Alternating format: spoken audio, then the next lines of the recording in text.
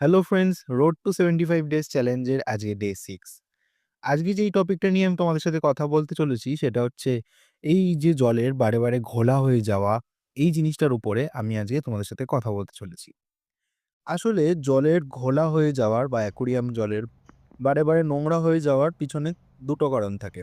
এক হচ্ছে নয় তোমাদের অ্যাকুরিয়ামে ব্যবহৃত যে গ্লাসটা হয়, সেই গ্লাসটা তোমাদের ঘষে গেছে বা সেটাই নোংরা হয়ে গেছে।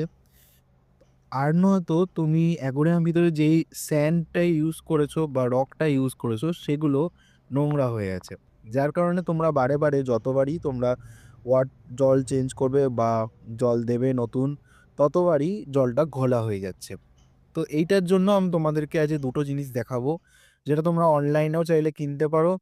কারণ এখন অনলাইনে অনেকেই বাড়ি দিয়ে অনেক কিছু জিনিস অর্ডার করছে। তো তোমরা যদি চাও অনলাইনেও কিনতে পারো।